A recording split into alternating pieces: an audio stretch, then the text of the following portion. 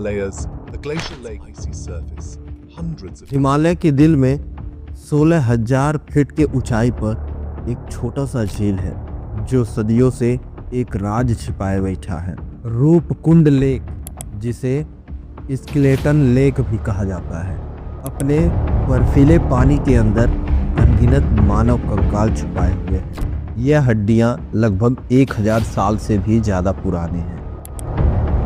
Stories of India has always been mysterious. और यह राज आज भी सबको हैरान करके रखा हुआ है। 1942 में ब्रिटिश के एक फॉरेस्ट रेंजर ने जब इस झील को देखा तो वह नज़ारा उसके लिए एक शौक था।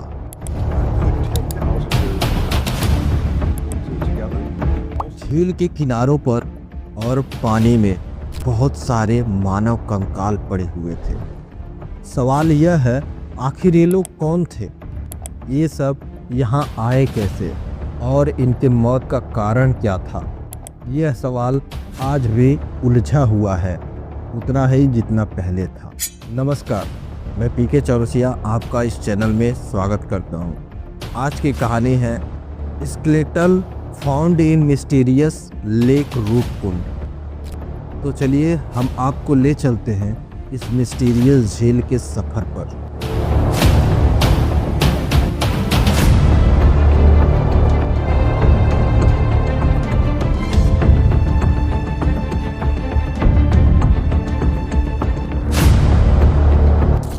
जहां हिस्ट्री, साइंस और लेजेंड एक साथ मिलते हैं।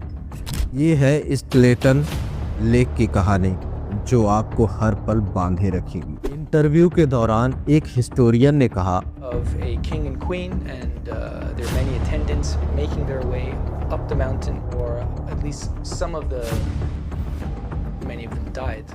रूपकुंड एक ऐसा पजल है जो हर खुलासे के साथ और भी ज्यादा गहरा होता जाता है। I slowly melt away, a bizarre spectacle. Himalayan mountains in the northern part of India. It's close to the second highest mountain in India, and it is mostly unremarked, scattered around the shores of this lake, and that really is something which is exceptional. Now, these bones have been known about for very. As people have come by, many cases walked off with them. So this location. 1942 में जब British forest ranger HK Madhwal ने रूपकुंड की खोज की तो यह एक ऐसी डिस्कवरी थी जो दुनिया को हैरान करके रखी। झील के किनारे बिखरा हुआ मानव कंकाल देखकर पहला सवाल यही था, ये लोग कौन थे? इंटरव्यू के दौरान एक हिस्टोरियन ने कहा, शुरुआत में लोगों ने बताया कि यह लोग जापानीज सोल्जर हो सकते हैं जो वर्ल्ड वार सेकेंड में मारे गए थे, लेकिन ये थ्योरी गलत साबित हुई क्योंकि ये हड्डियां सदियों पुरानी थी। फिर एक नई थ्योरी आई, यह एक पिलग्रिम्स थे जो नंदा देवी रजत यात्रा के दौरान फंस गए थे। हिमालय के लोग और उसकी खूबसूरत संस्कृति के लिए माने का छोड़ हिमालय क्षेत्र में जो है हमारा पर्यावरण प्रदूषित न हो। यह यात्रा हर 12 साल में होती है और रूपकुंड उसका ही एक हिस्सा है। पहले जो यात्रा चलती थी, ओलावृष्टि के कारण वहाँ पे इंसानों की डेथ हुई। वहाँ पे लोकल के लोगों से पूछा गया, कहते हैं हमारे पुराणों में कि छुआछूत होने से यहाँ पे ओले पड़े, और जो यात्रा यहाँ से जुरागली क्रॉस हो रही थी उस पे ओले पड़े और काफ़ी यहाँ पे मर चुके थे। उसी दिन हमारी तरफ से यही राजात पे माना गया है। तो उन्होंने कहा, एक बार यात्रा के दौरान देवी का अपमान हुआ और उन्होंने बर्फ के गोलों से यात्रियों को सजा दी। यह कहानी सदियों से चली आ रही है। क्या यह कहानी सच थी या इसके पीछे कोई और राज था? जवाब ढूंढने के लिए साइंटिस्टों ने अपना काम शुरू किया। 2004 में एक साइंटिफिक टीम ने रूपकुंड के उन कंकालों का गहराई से स्टडी किया। उन्होंने पाया ये रिमेन्स 9th सेंचुरी के थे, यानी 1200 साल पुराने, और मौत का कारण एक बड़ा हेल स्टॉर्म, जिसमें बर्फ के गोले गिरने से लोगों की मौत हुई। तो ये ऐसे लेयर वाइज गिरे ना, ये जैसे आपकी जो पूरा ऐसे वैली है ना पूरी, तो पहले कोई गिरे हैं, सेकंड टाइम में और गिरे हैं, थर्ड टाइम में और कोई गिरे हैं, तो उस तरह का लेयर बनी है ये। स्केलेटन्स पर हेड इंजरी थी जो हेल स्टॉर्म के साथ मैच करती थी। ये लोकल कहानी से भी जुड़ता है, लेकिन यह कहानी यहीं ख़त्म नहीं हुई। 2019 में डीएनए टेस्ट में एक खुलासा हुआ।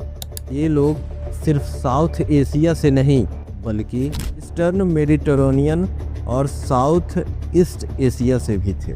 रिसर्चर के इंटरव्यू के दौरान उन्होंने कहा, हमने 3 अलग ग्रुप पाए, एक साउथ एशिया, दूसरा मेडिटेरेनियन और तीसरा साउथ ईस्ट एशिया से। ये लोग यहाँ अलग अलग समय पर आए थे, जो बहुत सरप्राइजिंग था।